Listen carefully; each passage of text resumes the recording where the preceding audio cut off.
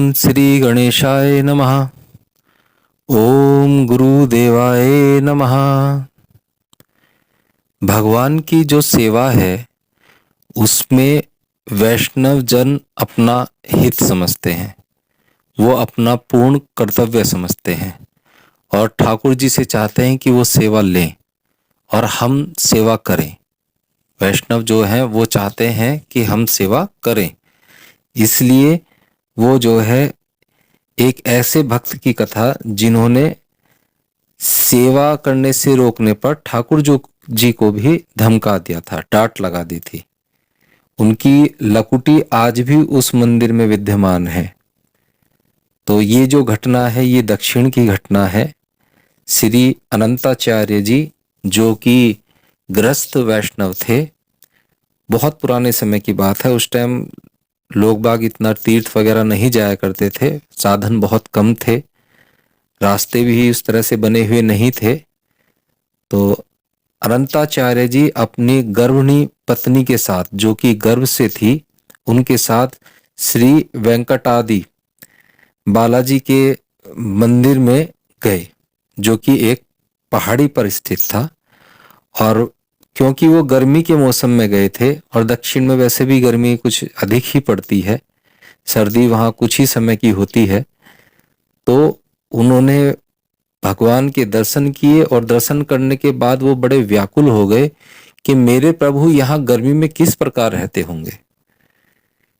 उन्हें यहाँ पर गर्मी बहुत अधिक सताती होगी, क्यों ना यहाँ पर एक सरोवर पुष्करणी हो जिससे कि उन्हें इससे शीतलता मिले, वो इसमें विहार भी कर सकें और अगर ये उनके पास होगा तो इससे उन्हें ठंडक भी मिलेगी। तो उन्होंने सोचा कि मैं जो हूँ इस पुष्करणी का निर्माण मंदिर के प्रांगण में करता हूँ। तो वहां पर और कोई तो था नहीं, पुजारी जी भी चले गए थे सुबह का अपना अनुष्ठान वगैरह करके।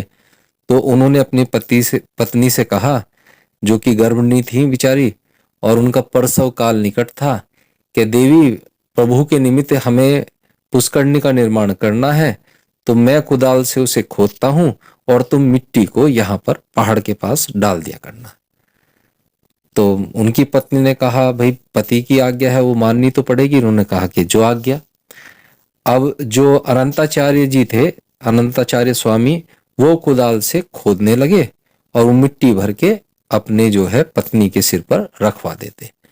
पत्नी बिचारी हालांकि इस अवस्था में नहीं थी, पर पति आज्ञा सिरोधार्य, वो मिट्टी का टोकरा लेकर बढ़ती। अब वो ऊपर से तो गर्म नहीं और वजन ऊपर से, तो अनंताचार्य जी जब तक खोद भी नहीं पाते थे और वो जो है डालकर टोकरे को वापस आ जाते थे। तो अनंताचार्य कहने लगे कि देवी मुझे इसे खोदने में बहुत ही कष्ट हो रहा है और तुम भी जो तुम्हारा समय है गर्भ का, मतलब प्रसव का, वो पूर्ण हो चुका है। तुम बड़ी जल्दी मिट्टी डालकर आती हो, जहां हमने निश्चित किया था वहीं पर डालकर आ रही हो ना। तो उनकी जो पत्नी थी, धर्म पत्नी, उन्होंने कहा कि स्वामी जैसा आपने कहा मैं वैसे ही डालकर आ रही हूँ, बल्कि उससे भी आगे, पर मैं नहीं डाल रही उसे। एक जैसे ही मैं इस गेट से बाहर निकलती हूँ, क्योंकि वो मंदिर के प्रांगण में कर रहे थे निर्माण, तो उसकी एक चार दीवारी थी, कि जैसे ही मैं इस प्रांगण से बाहर निकलती हूँ, 2 कदम रखती हूँ, तभी एक चतुर्भुज बालक आता है और वो टोकरी मेरे सिर पर से उठाकर ले जाता है और मिट्टी डालकर फिर मुझे टोकरी दे जाता है। अब अनंताचार्य जी कहने लगे कि भाई अब वैसे भी सुबह से शाम हो गई थी, थकान भी काफी हो गई थी। उन्होंने कहा कि चलो देखते हैं कौन है। अब उन्होंने जैसे ही देखा वो समझ गए कि ठाकुर जी हैं, चतुर्भुज तो उन्हीं का रूप है। और वैसे भी देख के तो उन्होंने अपनी लकुटी उठा ली और उन्होंने कहा, ये जो सेवा का कार्य है ये हमारा है, तुम तो सेवा ले, जाओ अंदर। तो ठाकुर जी कहने लगे, हमको बड़ा कष्ट होता है इस प्रकार देखकर, तुम्हें और तुम्हारी पत्नी को गर्मी में लगे हुए हों और वो बेचारी गर्भ से है, तो इसलिए हम भी सेवा करना चाहते हैं। तो अनंताचार्य जी ने लकुटी अपनी दिखाई और ठाकुर जी को धमकाया कि अंदर जाके बैठो मंदिर में, वहां सेवा ले। नहीं, ये जो है सेवा करने का अधिकार ये हमारा है, हमारे इस पुण्य में सेवा करने में डकैती मत डालो। ये हमारा काम है। तो वैष्णव जो है इस प्रकार होते हैं। तभी ठाकुर जी जब उन्होंने लकुटी देखी अनंताचार्य जी की तो डर के मारे अंदर मंदिर में चले गए। तभी उन्होंने वहां के जो राजा थे उन्हें स्वप्न आदेश दिया कि मेरा भक्त अनंताचार्य इस प्रकार से एक पुष्करणी का सरोवर का निर्माण कर रहा है और तुम उसमें सहयोग करो।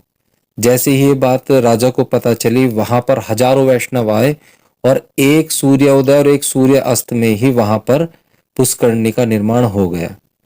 और वो पुष्करणी आज भी उस मंदिर में विद्यमान है और वो लकुटी भी दरवाजे पर लटकी हुई है, जिससे अनुराधाचार्य स्वामी ने जो बालाजी है उनको धमकाया था।